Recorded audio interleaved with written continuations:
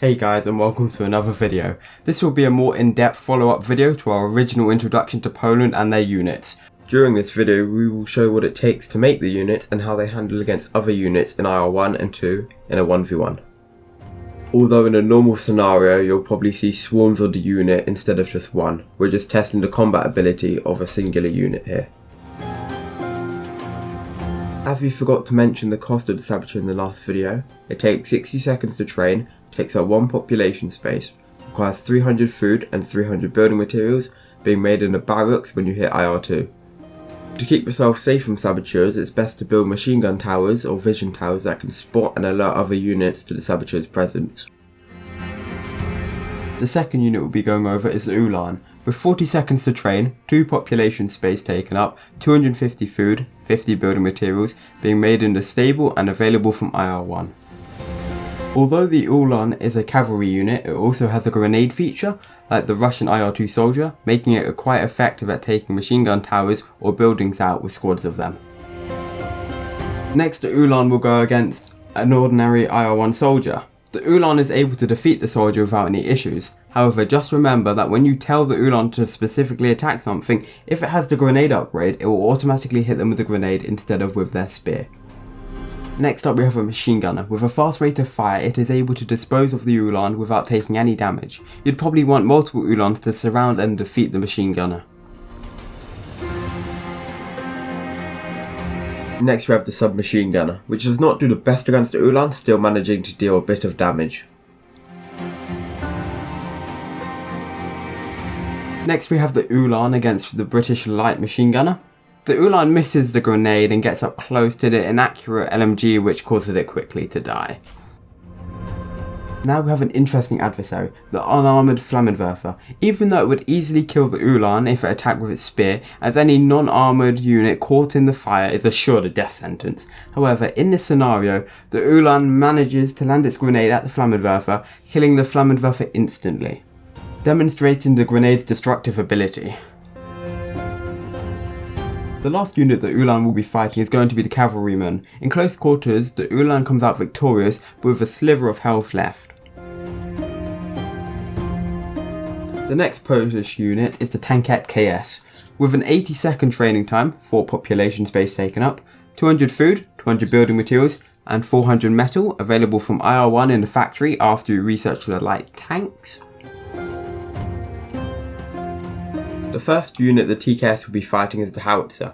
Due to the mobility of the TKS, it is able to get into the inside range of the howitzer, however doesn't, and still is able to kill the howitzer without dying first.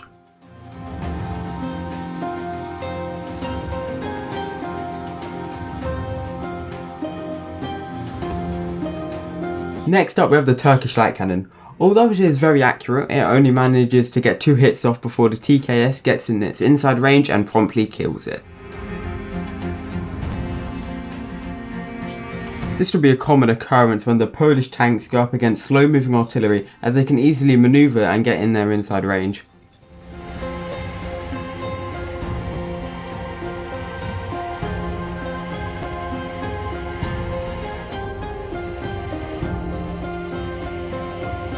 Now we have the squadron cannon. Same as other artillery, it is easily countered by the TKS if it gets into its inside range, although in large quantities it could pose a threat towards the TKS.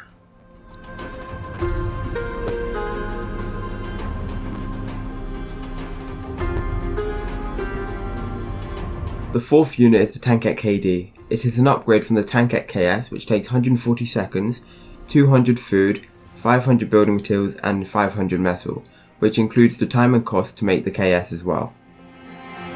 The KD is made available after progressing to IR2.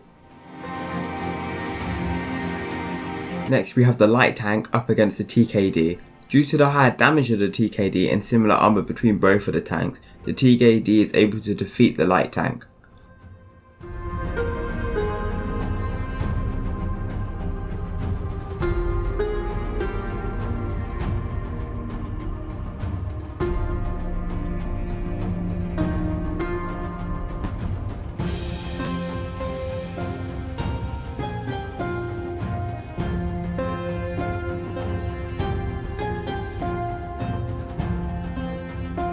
Next up we have the TKD versus the French FT-17.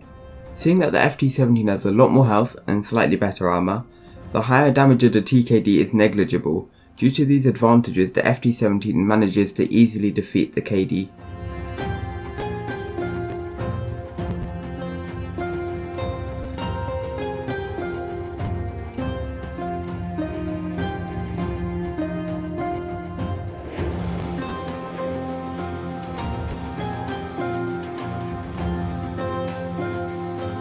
Next up we have the TKD against another manoeuvrable and agile tank, the Indian wheeled tank. With its similar speed and armour, it doesn't have too many advantages over the TKD. However, the TKD has higher damage, which allows it to defeat the wheeled tank.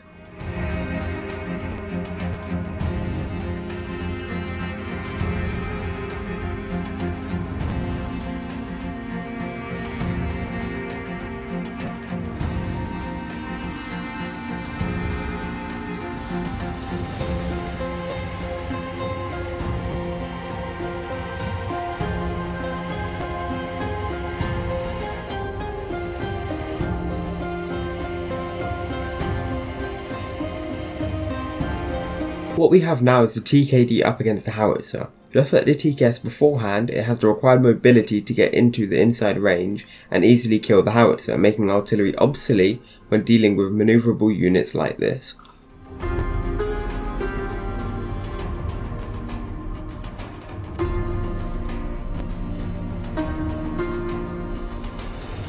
Just like the TKS beforehand, the TKD is easily able to get into the inside range of the Turkish light cannon, killing it with minimal damage taken.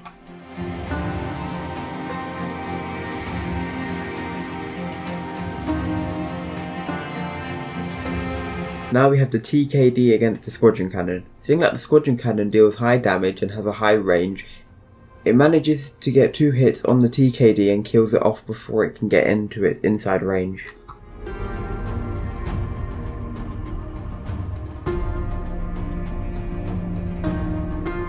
The last unit from Poland's factories is the amphibious tank. With its all-terrain capabilities and higher average armour compared to all the previous Polish tanks, it is able to pack quite a punch. The amphibious tank takes 130 seconds to train, takes up 8 population space, requires 500 food, 600 building materials and 800 metal, being made after the light tank upgrade in IR2.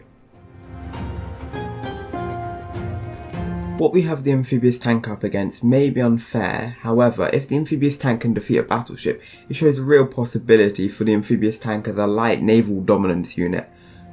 However, due to the battleship's high speed, vision and range, it defeats the Polish amphibious tank.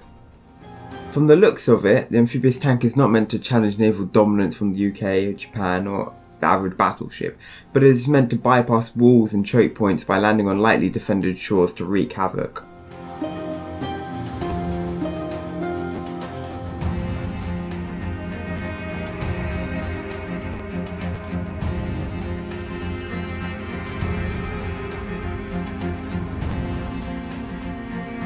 Once again, due to the amphibious tank's low damage compared to other naval units, it does not stand too much of a chance against submarines, which does 420 damage with their torpedoes.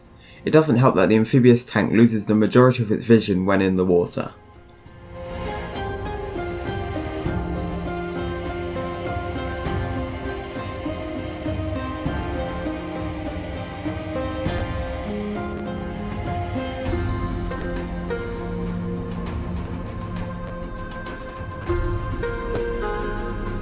A naval unit which the amphibious tank gives a run for its money is the machine gun trawler. Due to its high armour, the machine gun trawler cannot penetrate it, making it invulnerable against it, although the machine gun trawler has the speed and therefore it can just outrun the tank.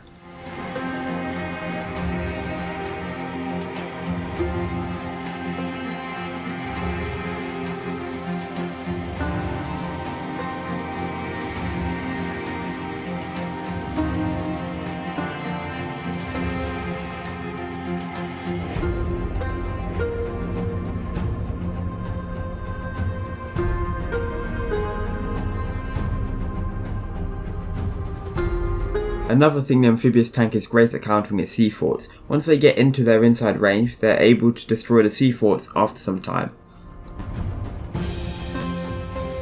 In this clip, it shows the vision that the amphibious tank has while it is in water.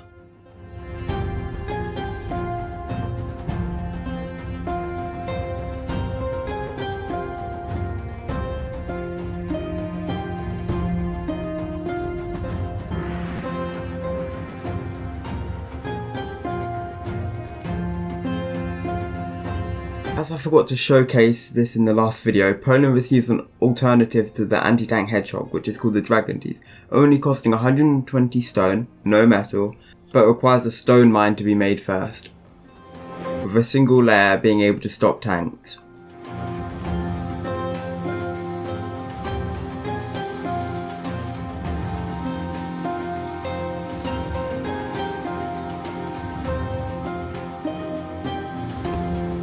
From what I can personally see from Poland, it's aimed towards manoeuvrability and agility with their fast tanks and heavy-hitting grenade cavalry, making them an annoying pest to deal with, especially if they can slip through your defences and harass your economy, or with their tanks making your death swift.